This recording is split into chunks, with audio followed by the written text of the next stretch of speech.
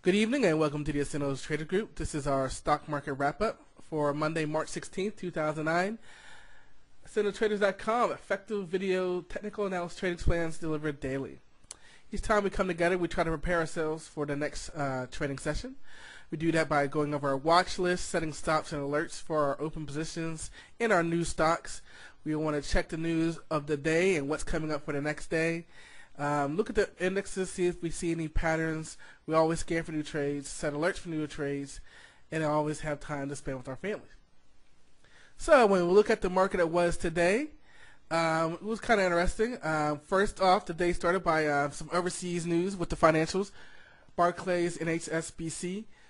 HSBC said that they don't need any more money from the London. And Barclays also joined in with the last week's financials saying that they made money. Barclays said that they made money. And the other thing is that they talked about the potential sale of iShares. And anybody knows about iShares, it's the biggest ETF exchange traded fund out there. And they're talking about selling it. And so a lot of people think that has to do with the fact that they don't want any more government intervention. And so they rather sell it than get more money from the government. OPEC decided to leave their production targets unchanged. A lot of talk about that. They were just talking about it on Fast Money. And I guess they're saying maybe they're finally working as a group instead of individual, renegades. FSS, SB, this has to do with mark-to-market, and they're going to suggest that they let the companies have more judgment over how to do this in the next quarter. That really should have sent the market very nicely, but it didn't. Fed chairman also, this was kind of pre-market good news, was last night he did a good job staying to the company line, did a good job on 60 Minutes, talking about the economy, how it could recover this year with the current policies. So certainly instilled some confidence. And tomorrow is the beginning of the FOMC policies setting with the announcement coming out at 2:15 on Wednesday. Today we have 4 out of the 10 major sectors in the positive territory, and the market ended down for the day. Now what's important about down for the day is, and we'll look at this on the charts in a second, is that again, this doesn't tell the whole story of where we were in the day and where we ended. And sometimes where we came from is more important than where we ended. Nothing on the earnings calendar. And one thing I noted from yesterday is that Goldman Sachs and Morgan Stanley apparently don't have earnings this week. They're moved back to April. Upgrades. Apple had their target upgraded to $120. Downgraded today was Alcoa. And I think they're down after hours now also because of a dividend cut. Coming in tomorrow, to get prepared for tomorrow, economic calendar, we have some inflation data coming in and we have some housing data coming in. On the earnings calendar, there's really nothing going on for the rest of the week. So let's go ahead and take a look at the charts.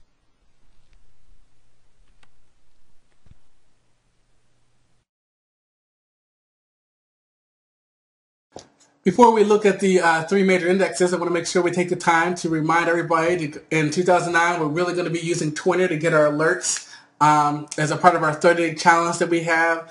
So I want to make sure that you guys check out twitter.com/AccendoTraders to sign up to get our free alerts.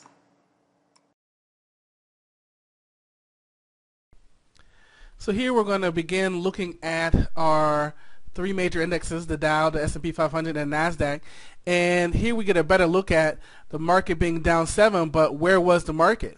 The market was up rather nice, was up over 150 for the day, and we ended down. So that's certainly not great. We have an inverted hammer going on here. There was initially good reaction to the small business initiative that were released today. $15 billion backed loan for the Treasury and being able to write off for 5 years instead of 2 years your losses.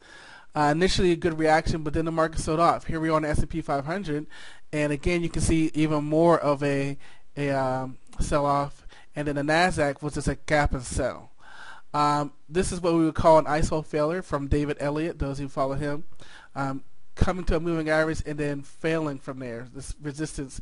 And that certainly looks what we're setting up, and that supports what we talked about yesterday, that we're probably heading higher, but we need to consolidate, possibly pull back a little bit after this big move up.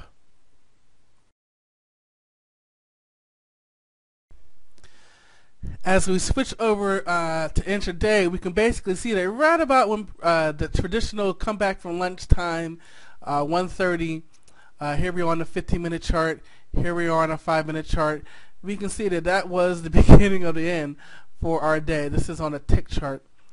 And the market really just sold off for here. And depending on how you are, certainly you can say profit taking has to come in. We were up for 5 days here. Certainly there was some time to take some profits. And so we saw that, and by the time the 20 crossed over to 50, you should have been out. That's one of my rules, and potentially ready to go short. Look how nicely the mobile bands held up as we came right on down into the close. And although we do see some after hours and we went up a little bit, we really closed at the low of the day.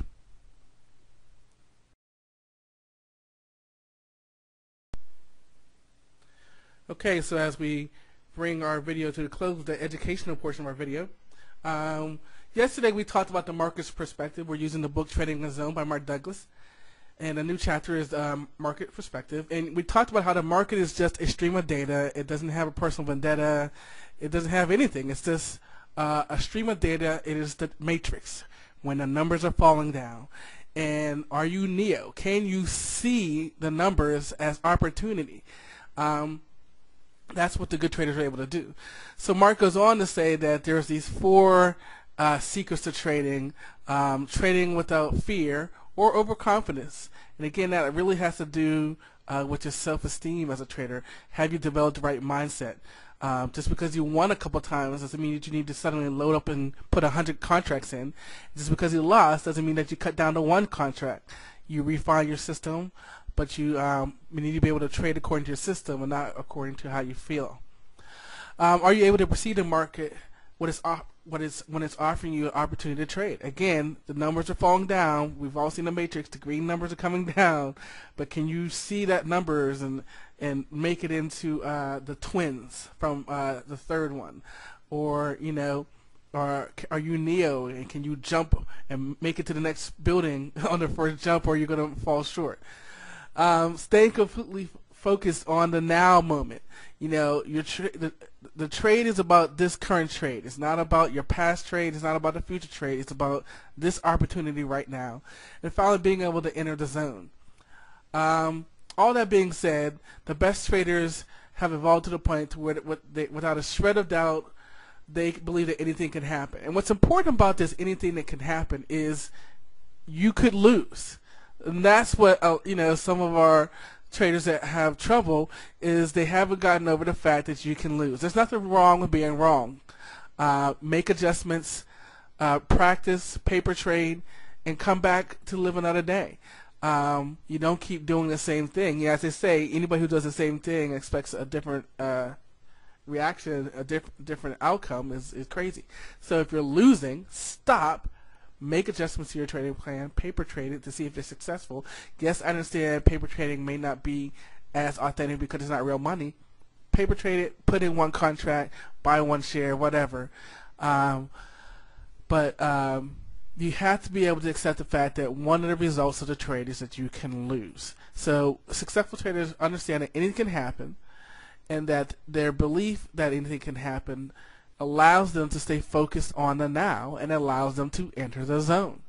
So by preventing the association of the current trade with anything that happened in the past, or more importantly, any unrealistic goal. I'm going to make this trade and be able to pay off my house, or I'm going to place this trade and pay for my trip to Jamaica. Place no meaning on the trade. Good traders are able to make trades based upon what they see and not be concerned about any emotional or financial concerns about their trade. So that's it.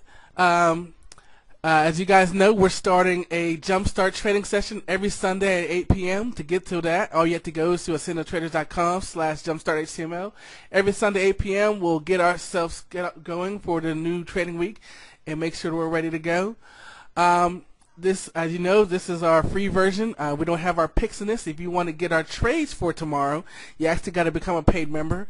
And you can go to that link right there, accendotraders.com/landing/video. video.html, or go to our blog and go to the feature project. It's a little bit easier to do it that way.